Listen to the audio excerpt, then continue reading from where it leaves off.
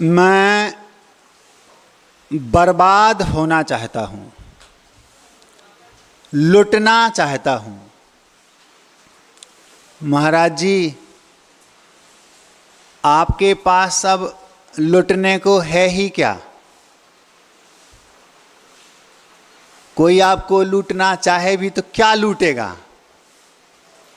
ना तो आपके पास गाड़ी है, ना आपके पास बंगला है, ना ही आपके पास शॉप है, कोई दुकान है, ना ही आपके पास बीवी बच्चे हैं, ना ही आपके पास बैंक बैलेंस है, ना आपके पास कैश इन हैंड जिसको बोलते हैं रोकड़ वो है, और ना ही आपके पास कोई आभूषण हैं, गहने हैं। आपको कोई क्या लूटेगा? हाँ, हम लोगों की बात करो महाराज तो फिर भी ठीक है। हमारे पास गाड़ी है, कोई चुरा सकता है। हमारे पास बीवी बच्चे हैं तो किडनैप करके मोटी रकम फिरौती में मांग सकता है। हमारे पास दुकान है, रात में चोर उचक्के डाकू जाके उसको ताला तोड़ के चोरी कर सकते हैं। हमारे पास खेत ज़मीन प्लाट्स हैं, लोग उसको फर्जी रजिस्ट्री करवा के घूस आदि दे करके और हमें लूट सकते हैं। अथवा हमारे पास गहने आभूषण भी हैं तो उसकी भी लोग चोरी कर सकते हैं। हम लुट सकते हैं, लेकिन आप कैसे लुटेंगे? कौन आपको लूटेगा? आपके पास है ही क्या लुटने को? आप आबाद होना चाहते हैं, दुनिया आपको बर्बाद करना चाहती है, लूटना चाहती है। और हम बर्बाद होना चाहते हैं, लुटना चाहते हैं, लेकिन दुनिया हमें आबाद करना चाहती है। महाराज, हम लोग आबाद होना चाहते हैं, लोग हमें लूटने की फिराक में रहते, ये बात तो समझ में आ गई। लेकिन आपको आबाद करना चाहते हैं, ये थोड़ा समझ में नहीं आ रहा। हम बताते हैं। लोग हमारे पास आते हैं, महाराज जी चांदी की माला है, आप ले लो।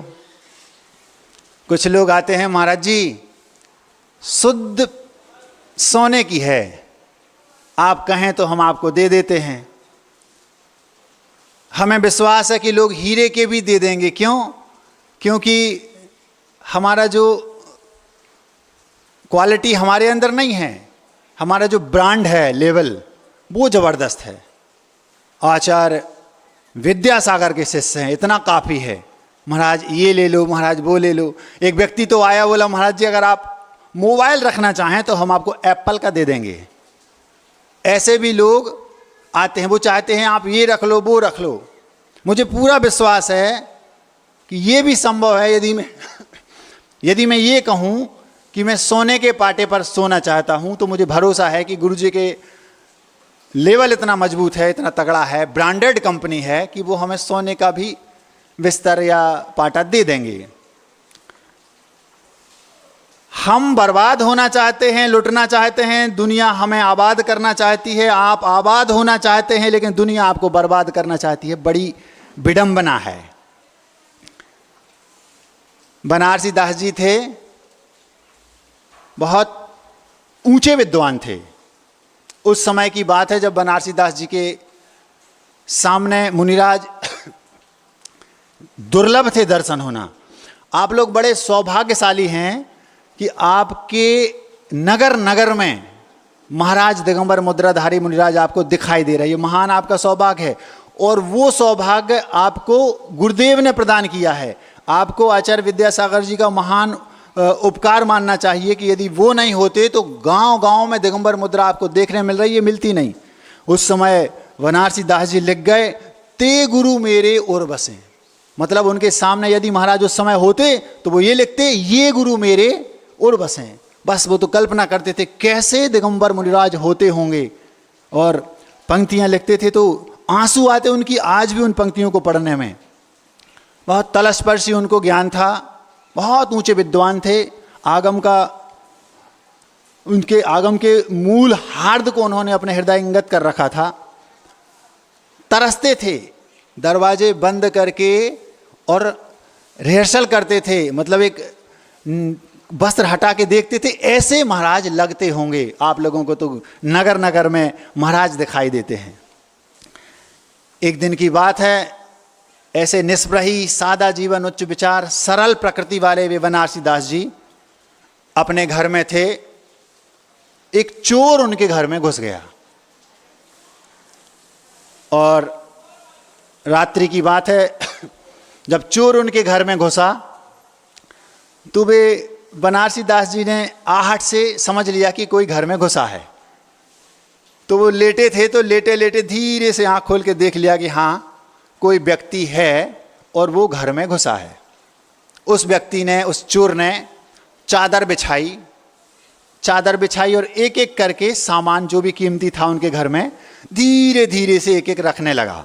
अब बनारसी दास जी शांत बैठे और आराम से वो दृश्य देख रहे हैं कि अपन देखें तो आखिर होता क्या है। अब वे सोच रहे हैं ये विषय भोग की जो वस्तुएं हैं, जे पंच इंद्रियों के जो भोग हैं, इन वस्तुओं से जो प्राप्त होने वाले हैं, इनको ये ले जाना चाह रहा है। और उनकी नज़रों में क्या चल रहा है कि ये तो सब एक प्रकार से सुख देने की वस्तु नहीं है। हमें लग रहा है कि इन सब भोग सामग्रियों से हमें सुख मिल रहा है। तो वो क्या विचार रहे हैं कि खाज होती ना, खाज, वो क्या सोच रहे हैं पंडित जी, लेटे लेटे और चोर अपना काम कर रहा है। वो सोच रहे हैं कि जैसे शरीर में खाज हो गई तो उस खाज को हाथ से खुजाने पर आनंद आता है, अच्छा लगता है, और ज़्यादा खुजा लो तो खून आ जाता है, तो वो जो घाव रहता है वो और बढ़ जाता है और नासूर बन जाता है वो बाद में। तो वो पंडित जी सोच रहे पांचों इंद्रियों के विषय भोग जो हैं वो एक प्रकार से सुख नहीं है। सुख को, दुख को दूर करने की व्यवस्था बात उनसे हो सकती है। जैसे स्पर्शन इंद्री है। स्पर्शन इंद्री मतलब स्पर्श, आप समझते हैं। इस 5 इंद्रियां हो गई, स्पर्शन, रसना, घ्राण, चक्षु, कर्ण। स्पर्शन मतलब स्पर्श, रसना मतलब जिह्वा, घ्राण मतलब नाक, चक्षु मतलब आंखें और कर्ण मतलब कान। इन 5 इंद्रियों के विषय केवल दुख को दूर करते हैं और आपका ये भ्रम है कि वो हमें सुख दे रहे, जबकि वो सुख देते नहीं। तो वो पंडित जी क्या विचार रहे हैं कि मान लो किसी व्यक्ति को स्पर्श संबंधी पीड़ा हुई, उसको ठंडी लगी तो उसको लगा कि मुझे कुछ दुख हो रहा है और उसने हीटर चालू कर लिया। हीटर चालू किया तो गर्माहट, हा सुख हो रहा है, पीड़ा दूर हो गई। सुख नहीं हो रहा, जो आपको स्पर्शन इंद्री संबंधी दुख हो रहा था वो दूर हो गया। आपने समझा कि हमें सुख हो रहा है। सुख तो वो है कि स्पर्शन इंद्री संबंधी जो ठंडी आपको लग रही है वो ठंडी ही ना लगे, उसका नाम है सुख। आपको गर्मी लग रही, बहुत तेज गर्मी लग रही, आपने एसी चालू कर लिया। एसी चालू किया तो एसी से आपको जो ठंडी की पीड़ा हो रही थी वो दूर हो गई, तो दुख दूर हुआ, लेकिन आपने उसको सुख मान लिया। हा क्या सुख आ रहा है। जबकि सुख तो वो है कि जिसमें आपको गर्मी ही ना लगे। स्पर्शन इंद्री सुख एक और कि आपको वासना ने सताया, आपने उसका प्रतिकार कर लिया, पीड़ा जो हो रही थी वो दूर हो गई, आपको लगा कि मुझे सुख मिल गया। इंद्री संबंधी, स्पर्शन इंद्री संबंधी, वस्तुतः वो सुख नहीं मिला, जो दुख था वो दूर हो गया। 5 इंद्रियों के विषय केवल तदजन्य उत्पन्न हुई पीड़ा को मात्र दूर करते हैं। सुख हम उसको कह रहे हैं, वस्तुतः वो सुख नहीं, केवल सुखाभास है। सुख क्या है? सुख अनिंद्रिय आत्मा से उत्पन्न है। अब भी 2-5 मिनट में वहीं आ रहा हूं। स्पर्शन इंद्रिय हो गया, ठंडी लगी, हमने रजाई ओढ़ ली अथवा हीटर चालू कर लिया। ये हीटर और रजाई ये हो गए हमारी भोग सामग्री, जिसको वो चोर एक एक कर करके उस चादर पर बिछाया था उस पर रख रहा है। पंडित जी सोच रहे तू मेरे सुख को नहीं ले जा रहा, केवल मेरे सुख में निमित्त बनने वाली, दुख को दूर करने में निमित्त करने वाली सामग्री को एक एक कर करके चादर पर रख रहा है। चादर पर क्यों रख रहा महाराज? क्योंकि उस समय उसके पास थैले वगैरह आजकल जो हाईटेक चलने लगे ना वो नहीं थे। चादर रखते थे, उस पर सामग्री बिछाई, रखी, बांधी, पोटली बांधी, सिर पर रखा और भाग लिए। ये ऐसा चोर भी ऐसे ही थे। आजकल के चोर तो हाईटेक हो गए हैं। अब स्पर्शन इंद्रिय से उन्हें जो पीड़ा हुई उसका उन्होंने, ये पंडित जी विचार कर रहे हैं। अब उन्होंने फिर एक कदम आगे रसना इंद्रिय के बारे में सोचा। जिह्वा इंद्रिय को मन में भाव आया कि मुझे चटपटा खाना है। ये आपको पीड़ा हुई खाने की, जैसे पीड़ा हुई और आपने कुछ चाट पकौड़ी चटपटा खा लिया, जैसे ही वो खाया आपको दुख, पीड़ा संबंधी, जो खाने संबंधी पीड़ा थी वो दूर हो गया। लेकिन आप क्या समझ रहे हैं? सुख मिल गया, आनंद आ गया। ऐसे ही मीठा खाने का आपका पीड़ा हुई, आपने रसगुल्ले खा लिए, आहा हा हा क्या आनंद आ गया, गुलाब जामुन मिल गए। गुलाब जामुन ने आपको सुखी नहीं किया, केवल आपको उन गुलाब जामुन ने दुख को दूर कर दिया, जो आपको खाने संबंधी दुख था। सुख ये नहीं है, सुख वो है आपको खाने का पीड़ा ही ना हो, भूख ही ना लगे। मुझे मीठा खाना है, मुझे चटपटा खाना है, मुझे चरपरा खाना है, मुझे खट्टा खाना है, ये भाव ही ना आए, उसका नाम सुख है।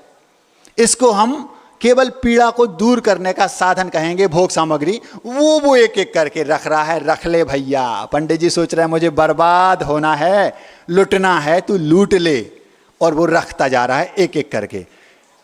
रेडियो रख लिया, कुछ एक दो और दूसरी चीजें थी वो रख ली, रखता जा रहा। पंडित जी आंख खोले देख रहे हैं चोर अभी घर में घुसा है। पंडित जी विचार कर रहे, स्पर्शन इंद्रिय संबंधी हो गया, रसना इंद्रिय संबंधी हो गया। अब नाक में आपको पीड़ा हुई कि मुझे कुछ सूंघना है अच्छा सुगंधित, और आपने कोई परफ्यूम, सेंट इत्यादि व्यवस्था कर ली। किसी को चंदन पसंद है, किसी को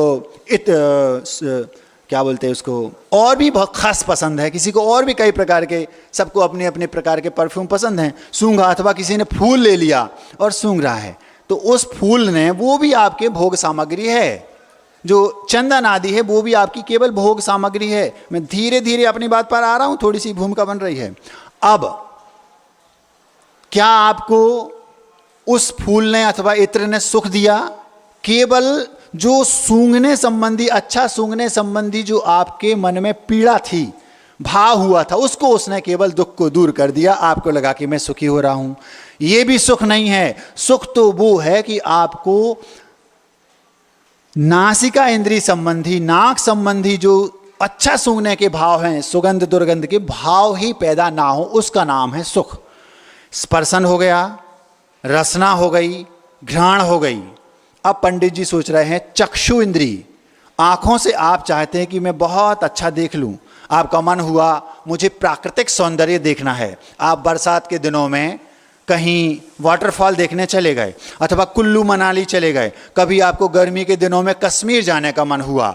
आपके भाव हुए केवल आंखों से आपको अच्छा देखना है, जिससे आपको तृप्ति मिले। वो पीड़ा आपके मन में उत्पन्न हुई, आपने टिकट काटा है सीधे कुल्लू मनाली, कश्मीर, अथवा कोई दार्जिलिंग, कोई सिंगापुर, जहां जिसको उचित लगा वो पहुंच गया। वहां भी केवल सुख नहीं मिला, केवल आपको जो आपके अंदर पीड़ा हुई थी, दुख हुआ था, उस नेत्र इंद्रिय संबंधी, उसको आपने वहां जाकर उसका प्रतिकार कर लिया, दूर कर लिया, बस आपको सुख नहीं मिला। सुख तो वो है आंखों से अच्छा बुरा दृश्य देखने के भाव ही उत्पन्न ना हो, उसका नाम है सुख। वो आपको नहीं। स्पर्शन हो गया, रसना हो गई, घ्राण हो गई, चक्षु हो गई, और कर्ण इंद्रिय, कान में आपका मन आया, भाव किया मुझे शास्त्रीय संगीत सुनना है, मुझे भांगड़ा सुनना है। किसी को बहुत तेज म्यूजिक पसंद है, किसी को बहुत लाइट म्यूजिक पसंद है, किसी को आता था 2-3 बार प्रयास किया लेकिन अब सिर पर रख नहीं पा रहा क्योंकि वजन ज़्यादा हो गई। अब वो सोच रहा क्या कम कर दूं ताकि वजन कम हो जाए, उठा सकूं। अब पंडित जी उसकी आंखों की ओर देख रहे हैं और बने हैं, उसको पता नहीं इस चोर को कि पंडित जी हैं। और पंडित जी फिर सोच रहे मन ही मन, ये जो विषय सुख हैं, ये लग रहा है कि सुख हैं, वस्तुतः खाज खुजाने जैसे हैं। आप ये ना समझें कि ये हमें सुख देने वाले हैं, ये तो केवल मात्र दुख को दूर करने वाले हैं। पंडित जी को वो गाथा याद आ गई जो आचार्य कुंद कुंद देव ने प्रवचन सार में आज से 2000 वर्ष पहले लिखी। उन्होंने लिखा, सपरम बाधा सह्यम विच्छिन्नम बंध कारणम विषमम, सपरम बाधा संयम विच्छिन्नम बंध कारणम विषमम, जम इंद्रिय ही लद्दम तम सौखम दुखमेव तहा। उस कार्यकाल में कुंद कुंद देव ने लिखा कि ये जो पांचों इंद्रियों के से प्राप्त जो सुख हैं वे दुख ही हैं, आप उसको सुख ना माने। कैसे हैं वो? सपरम। कोई भी सुख आप देख लो, आप बैठे बैठे कल्पना करो, आपको कोई भी इंद्रिय संबंधी सुख मिल रहा है, आपको लग रहा है कि ये सुख है, वो पर की अपेक्षा से सहित है। आपको मैच देखना है तो आपको टीवी सामने चाहिए, आपको सुनना है तो ट्रांजिस्टर उस समय होते थे, वो सामने चाहिए। यदि वो नहीं होगा तो आप अकेले में महाराज जैसे ऐसे शांत बैठ करके मैच का कमेंट्री नहीं सुन सकते, आप देख नहीं सकते। आपको अनुपमा देखना है तो टीवी चाहिए, आपको न्यूज़ सुनना है तो टीवी चाहिए। सपरम, दूसरे की आवश्यकता उसमें जरूर जरूर पड़ेगी, ये फैक्ट है। स्पर्शन इंद्रिय के लिए जो सुख है उसके लिए आपको दूसरी चीज चाहिए। क्या? ठंडी लगी रजाई चाहिए। आप चाहें कि बिना रजाई के मैं महाराज जैसे बैठे हैं और अंदर से आत्मा का सुख प्राप्त कर लूं। पांचों इंद्रियों के सुखों में कोई भी ऐसा सुख नहीं है जिसमें पर की अपेक्षा ना हो। सपरम, पर सहित है, मतलब दूसरी वस्तु उसमें चाहिए ही चाहिए। आपको रसना इंद्रिय संबंधी जिब्बा में मीठा खाना है तो रसगुल्ला चाहिए, रसगुल्ला पर वस्तु है, आपके आप से भिन्न वस्तु है। आपको सुनना है, अच्छा मधुर संगीत सुनना है तो आपके लिए म्यूजिक सिस्टम चाहिए। आपको यदि माना कि आँखों के संबंधी कोई चीज़ देखना है तो आपके लिए वो स्थान चाहिए। जैसे आपको कश्मीर आदि जाना है तो आपको वहाँ जाना पड़ेगा, वो चीज़ चाहिए। अगर आपको मणि अच्छी लगती देखने में तो कम से कम हाथ में मणि चाहिए, तो मणि भी आपसे पर वस्तु है।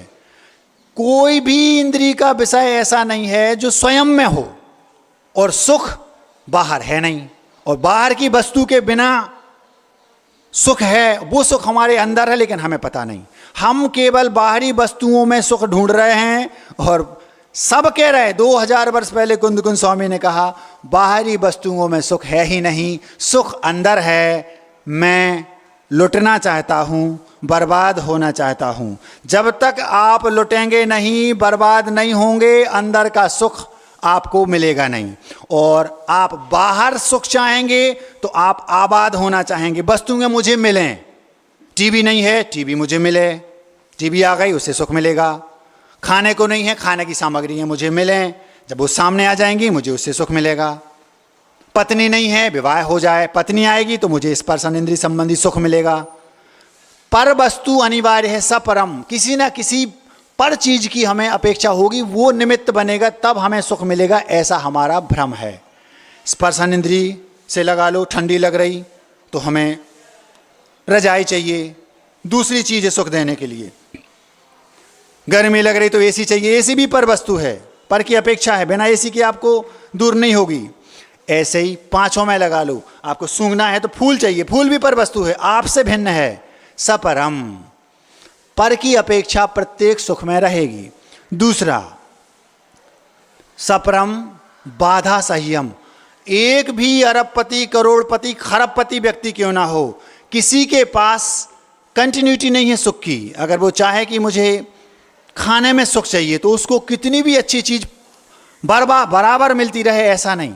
कभी कभी ऐसा भी हो सकता है कि वो खा तो रहा है गुलाब जामुन, लेकिन पता चला कि उस गुलाब जामुन में कंकड़ आ गया, सुख में बाधा आ गई। कभी कभी ऐसा हो जाता है, बनते समय मान लो कुछ चूहा निकला, ऊपर से कुछ डाल दिया। ये सारे पांचों इंद्रियों में यही कंडीशन बनेगी, बाधा सहित हैं। आप सोचो महाराज आपके प्रवचन हमें माना कि अच्छे लग रहे हैं, सुनते जाएं सुनते जाएं सुनते जाएं, कब तक? जब तक हमें अच्छा लग रहा है। 10 साल 20 साल, 1 घंटे के बाद वो आपको बाधा देंगे क्योंकि माइक बंद हो जाएगा। अब क्या हुआ?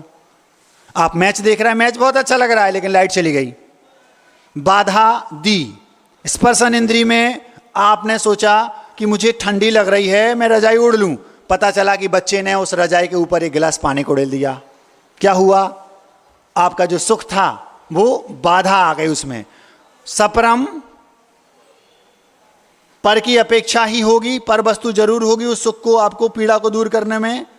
बाधा संयम, बाधा से सहित होंगे वो, कोई भी सुख आपको कंटिन्यू नहीं मिलेगा इंद्रिय संबंधी। लेकिन जो आत्मिक सुख है, अंतरंग का सुख है, उस सुख में आपको कंटिन्यूटी बनेगी हमेशा। एक बार वो आपको मिल गया, अनंत काल तक आप सुखी हो जाएंगे, कोई उसको टाल नहीं सकता, रोक नहीं सकता। कभी उसमें आपको पर की अपेक्षा नहीं पड़ेगी। वो जो सुख है आत्मा से उत्पन्न, इंद्रियों से अलग, उस सुख में आपको कोई दूसरी की आवश्यकता नहीं पड़ेगी। उसके लिए आपको लुटना पड़ेगा, बर्बाद होना पड़ेगा। हम लोग लुटना चाहते हैं, क्यों? क्योंकि हम लोगों को इंद्रिय सुखों की अपेक्षा नहीं है। हम लोग अतीन्द्रिय सुख की चाह में, तलाश में, उसी राह पर चल रहे हैं।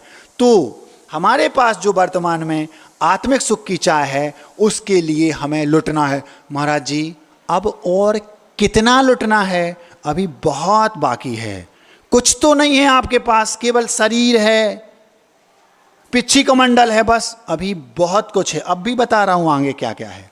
तो जिसको लूटना है उसको लुटना पड़ेगा। क्या कहा? अगर आप आनंद लूटना चाहते हो तो पहले लुटना पड़ेगा। बिना लुटे आप आनंद लूट नहीं सकते। महाराज जी कैसे? जितने भी आज तक सिद्ध परमेष्ठी भगवान हुए हैं, हो रहे हैं, होंगे, पहले उनको लुटना पड़ेगा, फिर वो लूटेंगे।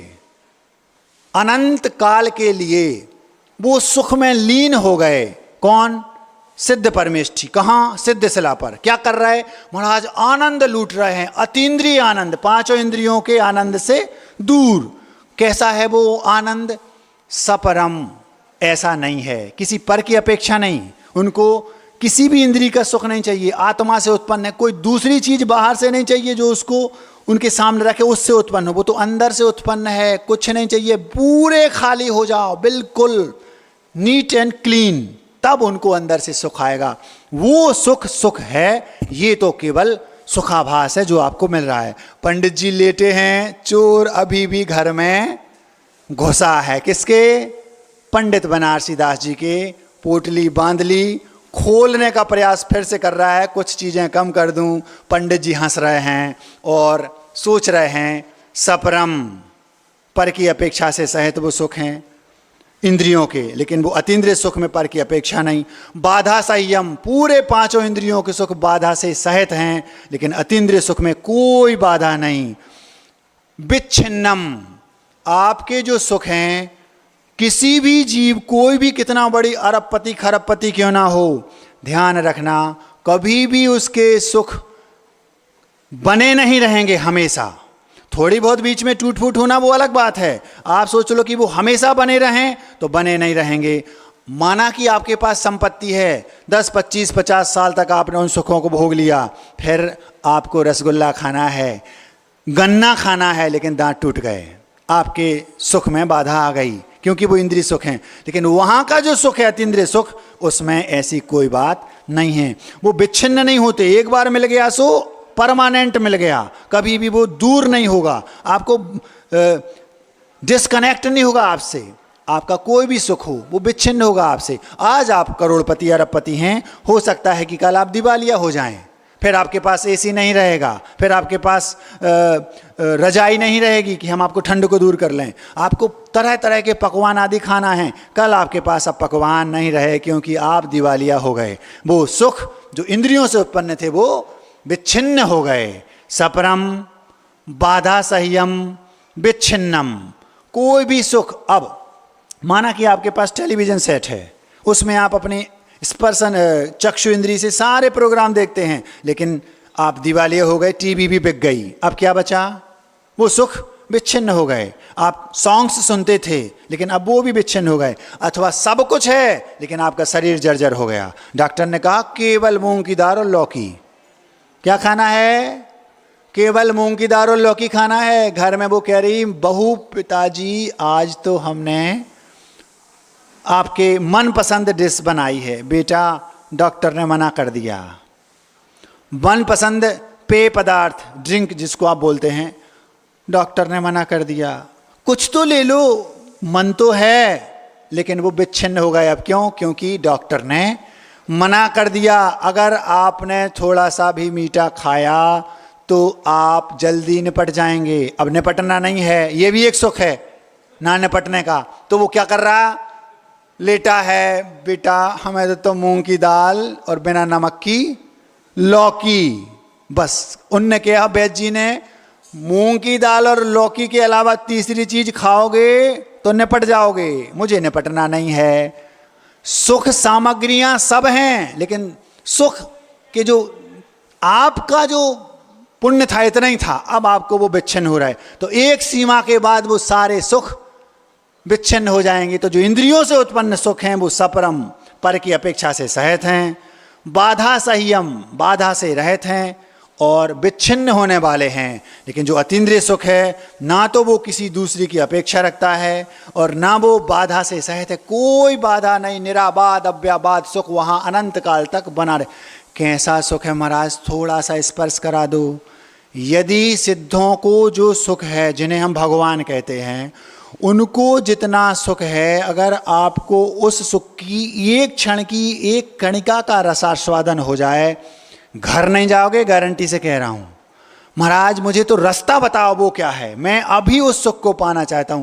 जिस सुख को आप पा रहे हैं इंद्रिय सुखों को, उसके आगे सुई की नोक भी नहीं है। इतना घना घन आनंद सुख वो अतीन्द्रिय सुख है जिसकी झलक केवल वर्तमान में यदि कोई ले सकता है तो दिगंबर मुद्राधारी मुनिराज।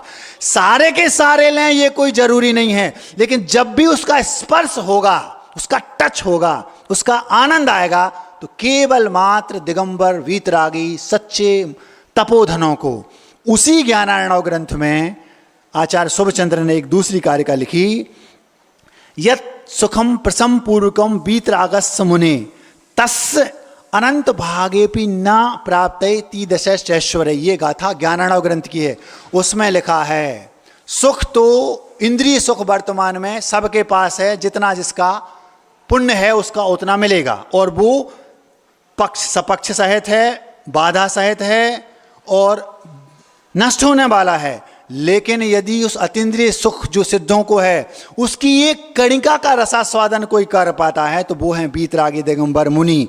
कैसा वो सुख है उसको उन्होंने उस गाथा में लिखा, यत् सुखम प्रसम पूर्वकम वीतरागस्य मुने।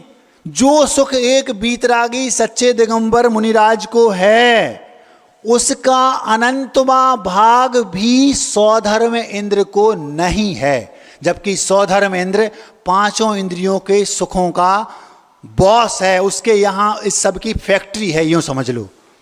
वहां से सुख शुरुआत वहां से होती है, डूबा है पांचों इंद्रियों के सुखों में, लेकिन उसका अनंतवा भाग भी जो मुनिराज को एक कणिका प्राप्त है वो उसको भी नहीं है। इतना सुख है। तो यदि आत्मिक सुख की कणिका का रसास्वादन आपको हो जाए तो आज आप पागल हो जाओगे, मुझे तो उसी सुख को चाहिए, मुझे ये नहीं चाहिए। पंडित जी देख रहे हैं, आनंद लूट रहे हैं कि चोर ने पोटली को खोलने का प्रयास कर रहा है लेकिन उसका मन नहीं कर रहा। पंडित जी धीरे से उठे और कहते हैं भैया रख लो, खोलो नहीं। उनने उठाई और उसके सिर पर रखवा दी। अब वो आंखों से पंडित जी को देख रहा है, क्या ये कोई दूसरा चोर है? अथवा वो सोच रहा है क्या ये पंडित जी तो उसको पता नहीं था, क्या ये व्यक्ति कोई दूसरा चोर है? ऐसा तो नहीं बाहर जाकर ये पोटली अपने पास ले लेगा? अथवा कहीं ये व्यक्ति ऐसा तो नहीं कि कोई देव हो, भवनवासी व्यंतर आदि कोई देव हो, कहीं ऐसा तो नहीं? अथवा वो सोच रहा है इस घर का मालिक तो हो नहीं सकता, आखिर ये है कौन? उसने सोचा कोई बात नहीं, जितने जल्दी निकल सकते हैं निकल लो। अब पंडित जी वो गाथा की 5 बातों में से 3 हो गई। सपरम, पर की अपेक्षा से सहित है इंद्रिय सुख, बाधा सह्यम, बाधा से सहित हैं, और विच्छिन्नम, विच्छिन्न होने वाले, बंध कारणम, ये बहुत बड़ी बात है। जिन सुखों को आप वर्तमान में सुख कह के भोग रहे हैं, वे सारे के सारे सुखों को भोगते समय आपको कर्मों का तीव्र बंध निरंतर हो रहा है। पूर्व पुण्य के कर्म के उदय से जिन्हें आपने पहले बांधा था, उससे आप सुख भोग रहे हैं, लेकिन उस सुख को भोगते वक्त आपको पाप का बंध भी हो रहा है। वो इसलिए दुख है क्योंकि वो जो बाद में उसका फल मिलेगा वो आपको दुखदाई है। जैन भजन पसंद है, भगवत भक्ति के गीत भजन पसंद है, जिसको जो पसंद है उसको वैसा भाव आया, उस पीड़ा को दूर करने के लिए उसने उस टाइप के संगीत का सहारा लिया। वो संगीत, वो रेडियो केवल आपके दुख को दूर करने वाला है, आपको उससे सुख नहीं हो रहा, ये आप मान लो। 5 इंद्रियों के विषय के बारे में पंडित जी सोच रहे, इसने मेरा रेडियो रख लिया, सामने चादर में रख लिया, इसने मेरे सुख को नहीं चुराया, कर्ण इंद्री संबंधी जो पीड़ा होने वाली थी उसको मैं इससे दूर करता था, वो बस इसने रखा है चादर पर, मेरा इसने कुछ नहीं चुराया। मेरा सुख तो मेरे अंदर है, आत्मा से उत्पन्न सुख। वो कहाँ है? अब भी आ रहा हूं वहीं पे। अब पंडित जी 5 इंद्रियों के बारे में सोच रहे और सोच रहे हैं किसी भी भोग सामग्री में इतनी सामर्थ्य नहीं कि मुझे सुखी कर दे, और वो एक एक करके 5 इंद्रियों के विषयों की सामग्री, विषय भोग सामग्री को चुराने की दृष्टि से उस चादर पर एक एक करके रखता जा रहा है। पंडित जी आनंद लूट रहे हैं। लुटने पर भी जो मुस्कुराता है वो चोर का सब कुछ लूट लेता है। क्या कहा? जो लुटने पर भी मुस्कुराता है। मान लो आपके यहां चोरी हो गई और आप मुस्कुरा रहे, बहुत अच्छा, तो चोर ने तो आपकी सामग्री चुराई, लेकिन आपने उस चोर का सब कुछ चुरा लिया। लुटने पर भी जो मुस्कुराता है वह चोर का सब कुछ चुरा लेता है। पंडित जी चुपचाप बैठे बैठे, लेटे लेटे, आंख खोले फिर बंद कर ली, कहीं चोर समझ ना ले। चोर को पता ही नहीं क्योंकि अंधेरा है, और उसने सामग्री रखता गया। अब पंडित जी थोड़े और आनंद में डूबे, तो पंडित जी सोच रहे हैं, उन्होंने सोचा आराम से रख लेने दो, हमें कोई जल्दी नहीं है, जब ये रख लेगा तो हम क्या करेंगे अभी बताएंगे। पंडित जी जब रख लेगा तो क्या स्टेप अगला उनका है। तो पंडित जी बड़े प्रसन्न हैं और आनंद लूट रहे हैं, इसने केवल मेरी भोग सामग्री जो मुझे दुख को दूर करने वाली थी वो चुरा रहा है, कुछ नहीं हुआ। इतने में पंडित जी के मन में एक भाव आया। आचार्य शुभचंद्र महाराज ने ज्ञानार्णव नाम का एक ग्रंथ है, उसमें एक कारिका लिखी है, एक करण परवशम अपि मृत्युम याति जंतु जादमिदम सकलाक्ष विषयम लोला कथम यह कुशली जनो अन्य स्यात्। ये एक ज्ञानार्णव नाम का ग्रंथ है, ध्यान का बहुत महान ग्रंथ है हमारा, एक ही जबरदस्त ग्रंथ है। 2-3 और हैं, वो उसके बाद इसी के आधार पर वो ग्रंथ लिखे गए। उस ग्रंथ में ये कारिका लिखी आचार्य शुभचंद्र महाराज ने 11वीं शताब्दी में, आज से 1000 वर्ष पहले। इसका अर्थ है, वो पंडित जी विचार रहे हैं, एक एक इंद्री के वशीभूत होकर जीव अपने प्राणों को गंवा देता है अथवा दूसरे के बस में हो जाता है। हाथी स्पर्शन इंद्री के चक्कर में हाथी अपने आप को दूसरे के बस में कर देता है। आपने कभी हाथी को देखा? महाराज देखा है। कभी हाथी कैसे पकड़ा जाता है पता है? महाराज नहीं पता। तो उन शुभचंद्र आचार्य ने उस कारिका में बताया कि एक एक इंद्री के वशीभूत होकर कैसे एक एक जीव अपने प्राणों को खो देता है अथवा दूसरे के वशीभूत हो जाता है। जंगल में जो महावत है, वो महावत हाथी को पकड़ने के लिए एक गड्ढा खोदता है और हाथी की साइज का वो गड्ढा खोदता है और उस गड्ढे को घास फूस से भर देता है, और उस गड्ढे के उस ओर वो एक आर्टिफिशियल हथनी, मतलब जो जिसने एक हथनी का रूप बना दिया, ऐसी एक कृत्रिम हथनी को रख देता है। अब वो हाथी उस हथनी के साथ स्पर्शन इंद्री के सुख की चाह में उस हाथनी के पास जाने का प्रयास करता है और वह धीरे से उस गड्ढे में गिर जाता है, क्योंकि गड्ढा ऊपर से ऐसे लगता है जैसे घास फूस बिछी हो, कुछ है नहीं, और नीचे बहुत बड़ा गड्ढा है, और वो गिर गया।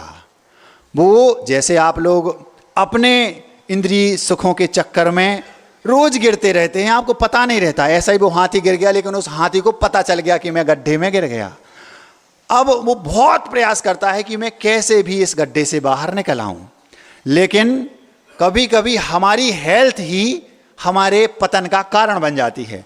अब वो हाथी सोच रहा है बाहर निकलने का, प्रयास कर रहा है, लेकिन वो दुबला पतला होता तो वो चक्कर बाहर आ जाता बंदर जैसा, लेकिन वो मोटा है तो उसकी हेल्थ ही उसको बाहर निकलने में दुखदाई है, वो निकलने नहीं दे रही। बहुत प्रयास करने के बाद भी जब वो हाथी नहीं निकल पाया, लस्त पड़ गया एक, अब वो महावत दूर से पीछे से देखता, वो हाथी के सामने नहीं जाता, क्योंकि अभी उसके पास पावर है। एक दिन हो गया, उसको भूखा रखा, दूसरा दिन हो गया, हाथी अभी भी भूखा है, तीसरा दिन हो गया, हाथी के पास ना एक बूंद पानी, ना एक अन्न का टुकड़ा। अब वो बिल्कुल लस्त पड़ गया, अब उसके पास पावर नाम की कोई चीज नहीं बची। कल ही बताया था अन्न 11वां प्राण है, अगर अन्न 2-3 दिन नहीं मिले तो आप अपनी हालत क्या होती है देख सकते हैं। अब जैसे ही उस हाथी एकदम लस्त पड़ गया तो वो महावत चौथे दिन एक बाल्टी में पानी भरकर लाता है। जैसे ही हाथी के सामने रखा, आ हा, ये तो हमारा परम हितैषी है। कौन? वो महावत। हितैषी नहीं है वो, उसी ने ये सब जाल बिछाया है। आपके नगर के घर में, कॉलोनी में, गली में ऐसे कई महावत जैसे हितैषी मिल जाएंगे, जिनके मुख में तो राम रहता है लेकिन बगल में छुरी। आपको वो चाहते हैं, आपको लगता है कि आपके परम हितैषी हैं, भैया वोट तो आप ही को देंगे, और जीवन में आज तक नहीं दिया आपको। क्यों? वो हाँ महावत जैसे हैं, गड्ढा खोदा उन्हीं ने, और रहेंगे आपके साथ, प्रचार आपके साथ करेंगे, और धीरे से बाजू वाले से भी कहेंगे भैया ये व्यक्ति ठीक नहीं है, वो तो हमें मजबूरी में इसके साथ रहना पड़ रहा है। तो मुख में कुछ, कथनी में कुछ, करनी में कुछ। ऐसे ही उस महावत का वो दिख रहा है कि परम हितैषी है, हमें लगता हमारा परम हितैषी है। ऐसे लोगों से सावधान रहना। अब वो महावत को सोच कर देखता है ये तो हमारा परम हितैषी है, इसने हमारे प्राण बचा लिए, और पानी रखा, उसने पी लिया और प्रसन्न हो गया। घूर घूर कर उसको देख लिया, ये कौन है भैया, हमारा परम मित्र है। उसने थोड़ा सा भोजन ला के दिया हाथी को। अब तो वह हाथी उस महावत पर लट्टू हो गया, इसने तो भैया हमारे प्राण बचा लिए, जबकि 3 दिन पहले उसी ने गड्ढा खोदा था, उसी ने 3 दिन भूखा रखा। ऐसा हमारे साथ होता है, आप लोगों के साथ भी सतर्क रहना है ऐसे लोगों से। अब जब परिस्थिति ये बन गई कि उसने कहा, वो हाथ फेरता तो कुछ नहीं कह रहा, वो पीठ पर भी बैठ गया, धीरे से उसने अपने तरीके से उसको अपने स्टाइल में हाथी को बाहर निकाला। अब हाथी पूरी तरह से महावत के बस में है। क्यों? क्योंकि परम हितैषी है ये तो। केवल रसना इंद्री के चक्कर, स्पर्शन इंद्री के चक्कर में एक हाथी अपना पूरा वैभव छोड़कर उस एक महावत के बस में हो गया। केवल स्पर्शन इंद्री के बसीभूत होकर ये हुआ। दूसरा है रसना इंद्री। कांटा होता ना मछली पकड़ने का, उसमें आपने क्या लगा दिया? थोड़ा सा आटा। अब वो मछली उस रसना इंद्री के चक्कर में कि मुझे खाने को मिलेगा, उसके चक्कर में, उस आटे को खाने के चक्कर में, जो धीवर था, जो मछुआरा था, उसके तट पर बैठा वो कांटा डाले है, और उस वो जाके सीधा उसमें आटे को खाने के चक्कर में गई और फंस गई। जैसे ही फंसी उसने उठाया, अंदर रख लिया तालाब से बाहर। तो कैसे मरी वो? केवल रसना इंद्री के चक्कर में। अगर उसको रसना इंद्री के पीछे वो नहीं पड़ी होती, लोलुपी नहीं बनी होती, तो क्या वो फंसती? नहीं फंसती। उसने रसना इंद्री के चक्कर में, अपने आटे को खाने के चक्कर में कांटे में फंसी और वो जाकर के मर गई, प्राण दे दिए। स्पर्शन इंद्री के चक्कर में हाथी ने अपना बस खो दिया।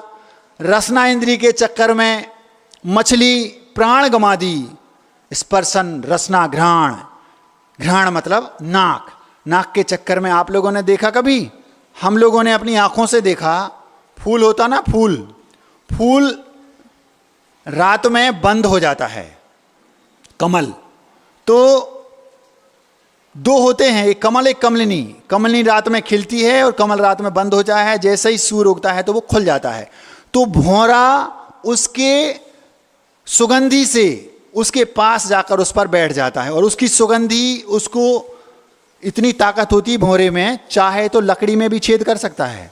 भौरा इतना पावरफुल होता है, उसके मुंह में इतनी ताकत होती है कि वो लकड़ी में छेद कर सकता है, लेकिन वो उस सुगंधी के चक्कर में, उस घ्राण इंद्री के चक्कर में वो भौरा उस फूल पर बैठा रहता है और धीरे से शाम होती है और वो फूल बंद हो जाता है और रात में वो उसमें बंद होकर मर जाता है। चाहे तो वो छेद करके बाहर निकल सकता है, लेकिन घ्राण इंद्री के चक्कर में वशीभूत होकर के वो अपने प्राण गंवा देता है। स्पर्शन इंद्री में हाथी गया, रसना इंद्री में मछली गई और घ्राण इंद्री में भौरे ने अपने प्राण गंवा दिए। वो पंडित जी वहां विचार कर रहे हैं और वो चोर, अभी चोर घर में ही घुसा है। चोर कहाँ है? अभी पंडित जी के घर में।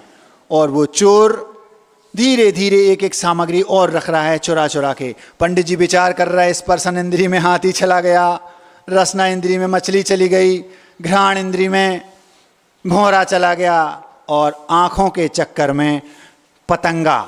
आप लोगों ने कभी डे नाइट क्रिकेट मैच देखा? डे नाइट क्रिकेट मैच होता है बरसात के दिनों में, जब रात में कभी क्रिकेट मैच हो रहा हो तो जो फ्लड लाइट होती है, आप देखना कभी टीवी पे, उस फ्लड लाइट में लाखों करोड़ों पतंगे बिलबिलाते ऐसे उड़ते दिखाई देते हैं। वो चक्षु इंद्री मतलब आंख से उनको लाइट अच्छी लगती तो लाइट के ऊपर भागते हैं, रोशनी के ऊपर भागते हैं और वो उस फ्लड लाइट में, हेलोजन में, उस बल्ब में, ट्यूबलाइट में आदि आदि में वो जाकर के झुलस जाते हैं, जल जाते हैं।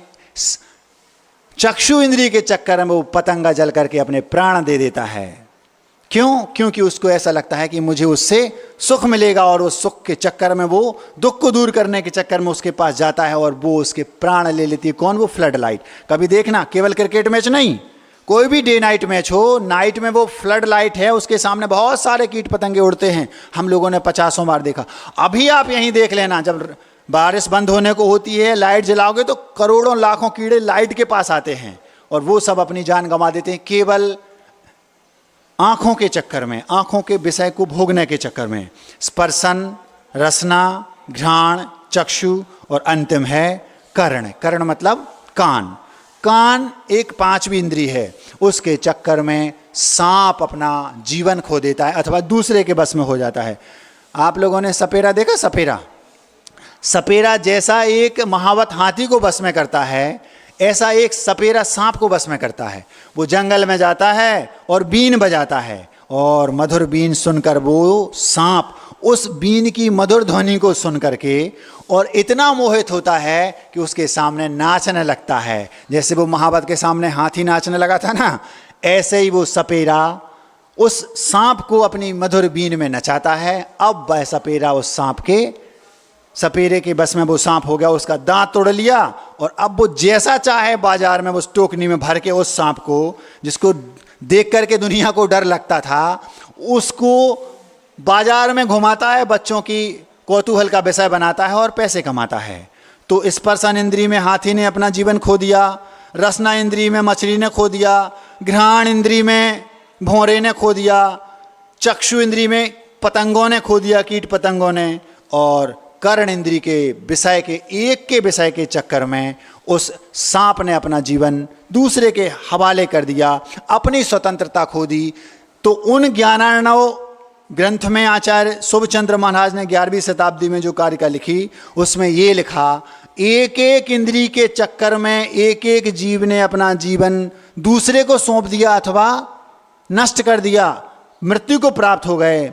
आप तो सकलाक्ष विषयम लोला, आप तो पांचों इंद्रियों के विषय के लोलुपी हैं। 24 घंटे आप पांचों इंद्रियों के विषयों में लिप्त हैं। आधी रात को भी आपको भूख लगी, तुरंत चाहिए। मीठा खाना तो मीठा भी आधी रात को, ठंडा पीना तो ठंडा भी आधी रात को, मैच देखना है तो रात को देख रहा है सामने। क्यों? मन में जो आया वो करना, चाहे वो आंख का विषय हो, चाहे वो कान का हो। महाराज हमें न्यूज़ सुनना अच्छा लगता है, कान के लिए शुरू कर दिया। मुझे महिलाओं को कुछ सीरियल आते हैं, 2-4 सीरियल बहुत प्रसिद्ध हैं, वो देखना शुरू कर दिया। रात में ये खाना, दिन में कब क्या खाना, कब क्या देखना, कब क्या सुनना, कब क्या सूंघना, कब क्या स्पर्श करना, जब जो चाहिए तब 24 घंटे पांचों इंद्रियों के विषय में आप लिप्त हैं। जब एक एक इंद्रिय के विषय में वशीभूत हुआ व्यक्ति अपने जीवन को खो दिए, तो जो पांचों में लिप्त है उसका क्या होगा, ये उन शुभ चंद्राचार्य ने कहा। ये सारी बातें पंडित जी लेटे लेटे सोच रहे हैं। कौन? पंडित बनारसी दास जी। मैंने आपसे कहा था मैं बर्बाद होना चाहता हूँ, लुटना चाहता हूँ, और वो पंडित जी लेटे लेटे आनंद लुट रहे हैं कि मेरी लुटाई जारी है। वो चादर पर चोर एक एक कर करके सामग्री रखता जा रहा है। चोर अभी पंडित जी के घर में ही है। अब थोड़ी देर हुई, चोर थक गया। उसने सोचा इससे ज्यादा रखूंगा तो अब मैं सिर पर ले नहीं जा पाऊंगा। उसने चारों कोने पकड़े चादर के, गठान लगाई, उठा के देखा तो अब फिर भी वजन ज़्यादा हो गई। क्यों? क्योंकि जो हमारा एक प्रकार से कहना चाहिए लोभ होता है, वो लोभ के वशीभूत होकर उसको पता है कि मैं अकेला हूँ, मुझे उठाना है, लेकिन ये भी रख लो, ये भी रख लो, ये भी रख लो, क्योंकि कोई है नहीं, घर अकेला है। तो बस जा कर के उसने रस्सी गांठ लगाई और सिर पर रखना चाहा। चक्रवर्ती को इतना सुख वैभव मिलता है। क्यों? पहले उसने मुनिराज बन करके उस पुण्य को कमाया। किसी भी 63 साल का पुरुष को, जो नारायण प्रति नारायण तीर्थंकर आदि होते, पूर्व भाव में नियम से मुनिराज होते हैं, क्योंकि इतना सुख पाने के लिए उनने जो पुण्य किया है वो मुनि मुद्रा को धारण किए उतना तीव्र पुण्य संचय होता नहीं। तो उन्होंने उस पुण्य को संचय किया तो इस भाव में वो 63 साल का पुरुष बन गए। लेकिन यदि वो चक्रवर्ती, जिसने पूर्व में मुनिराज बनकर के इतने पावरफुल पुण्य को इकट्ठा किया था, जिसके फलस्वरूप वो चक्रवर्ती बना है, आज वो चक्रवर्ती उस पुण्य का उपयोग करके और उन पांचों इंद्रियों के विषयों को भोग रहा है, लेकिन परिणाम उसका ये निकल रहा, उससे जो पाप बंद हो रहा है उससे उसको नरक जाना है। तो आज हमें लग रहा है कि हम जो सुख भोग रहे हैं वो बाधा संयम बंद कारणम, चौथा हो गया, सपरम विच्छिन्नम बंद कारणम बाधा संयम। वो सुख बाधा से सहित है, वो सुख दूसरे की अपेक्षा से सहित है, वो सुख विच्छिन्न होने वाला है और वो सुख बंध का कारण है। प्रत्येक इंद्रिय का सुख आपको नए कर्म बंध करा रहा है, वो आपको बाद में दुख देगा। इसको बोलते हैं पापानुबंधी पुण्य। वर्तमान में तो पुण्य का उदय है, लेकिन भविष्य में वो पाप का अनुबंध कर रहा है, आपको पाप का फल भोगना पड़ेगा। पंडित जी का जो धन था वह धन उस चोर ने सिर पर रखा। अभी चोर घर में ही है और धीरे धीरे निकलने लगा बाहर की ओर। बाहर निकला, झट झट दौड़ दौड़ के जल्दी जल्दी घर पहुंचा। माँ ने पोटली उतारी, बेटा आज तो बहुत बड़ी पोटली बांध के लाया है, कहीं कोई, ये तूने उठाई कैसे? माँ आज तो बड़ा गजब हो गया। क्या हुआ? गजब ये हो गया कि मैं जब पोटली को भर के उठा रहा था तो घर में एक व्यक्ति था, उसने पोटली मेरे सिर पर रखवाई। कहाँ गया था तू? माँ मैं उस कॉलोनी में, उस गली में, उस घर में गया था। कहीं तू बनारसी दास जी के घर में तो नहीं गया था? माँ मैं नहीं जानता। कौन सी? फिर से बता। पूरी लोकेशन माँ को उस चोर ने बताई। माँ समझ गई ये पक्का बनारसी दास जी, क्योंकि बनारसी दास जी के अलावा कोई ऐसा है ही नहीं जो चोर के ऊपर पोटली रख दे, तू ले जा भैया। वो प्रसन्न है। क्यों? क्योंकि वो भी लुटना चाहते हैं, वो भी बर्बाद होना चाहते हैं। जब तक बर्बाद नहीं होगे आबाद हो नहीं सकते। पंडित जी आनंद लूट रहे, आपके घर में चोर घुस जाएगा तो आप क्या करोगे चोर का? महाराज हम चोर की बैंड बजा देंगे।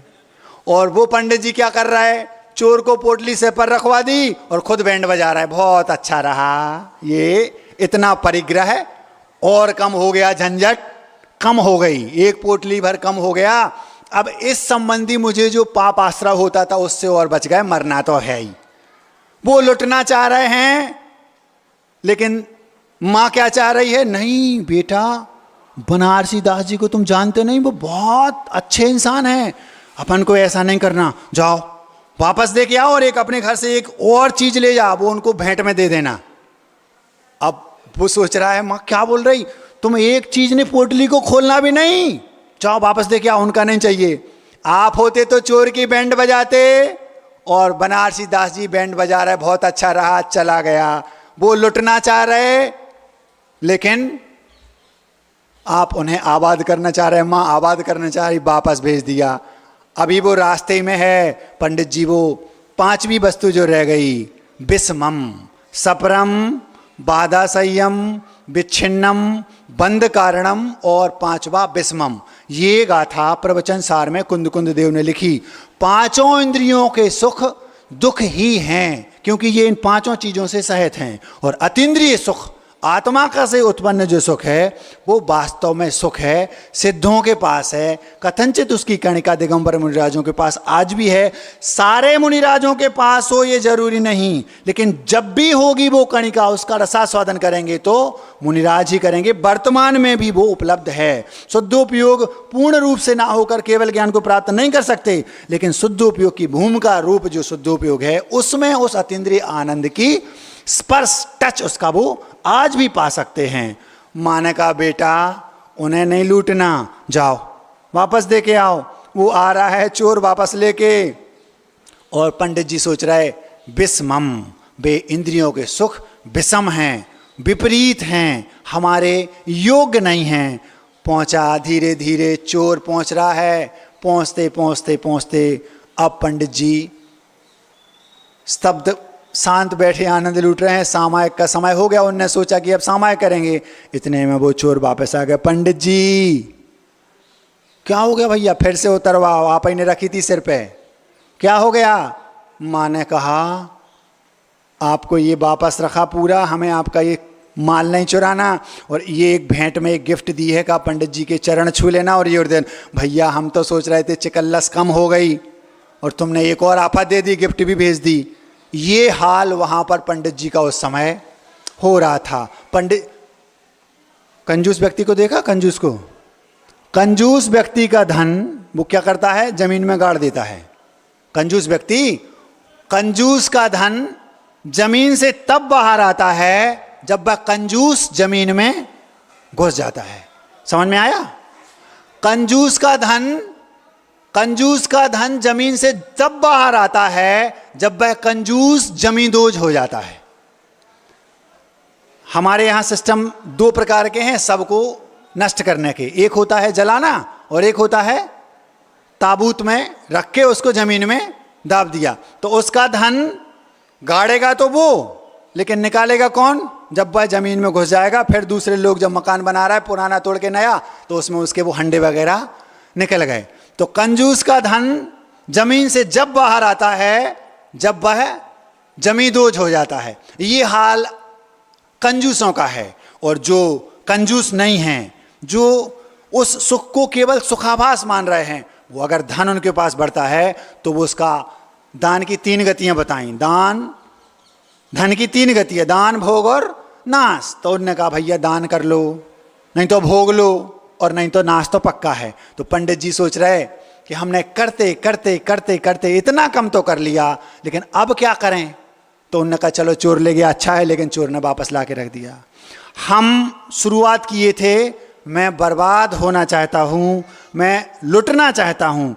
हम आपको ये और बताना चाह रहे हैं, क्योंकि समय हो गया, कि आप सोच रहे होंगे महाराज जी हमें बहुत अच्छे से समझ में आ गया कि ये जो पांच इंद्रियों के सुख हैं ये दुख रूप हैं, अथवा खाज खुजाने जैसे हैं, अथवा पीड़ा को दूर करने वाले हैं, सुख नहीं हैं। पर आप ये बस बता दो, आपको जो लुटना है, जो बर्बाद होना है, अब आपके पास ऐसा क्या है, 1 मिनट में बता दो, हम जा रहे हैं। वो ये है, मेरे पास अभी 5 महाव्रत हैं। मैं बर्बाद होना चाहता हूं, मैं लुटना चाहता हूं। मैं चाहता हूं कि आप में से कोई आए और मेरे इन व्रतों को लूट ले। किसी के पास 1 लाख रुपए हैं, आपने लूट लिए, वो 1 लाख किसके हो गए? आपके। हमारे जो व्रत हैं, हम चाहते हैं कि आप लूट लें, आपके पास व्रत आ जाएं। हम चाहते हैं कि पूरे नहीं लूट पा रहे, आधी संपत्ति लूट लो। हमारे पास महाव्रत हैं, आप देश व्रत के रूप में लूट लो, देशव्रती बन जाओ। वो भी नहीं कर पा रहे, तो हम चाहते हैं भैया हमें इतना ही लूट लो, आपके छोटे छोटे व्रत हमसे लेके हमारे पूरे व्रतों को थोड़ा थोड़ा बांट बांट के खा लो। एक लड्डू है, 20 लोग इतना इतना सा खा लो। लूट लो मुझे, मैं लुटना चाहता हूं।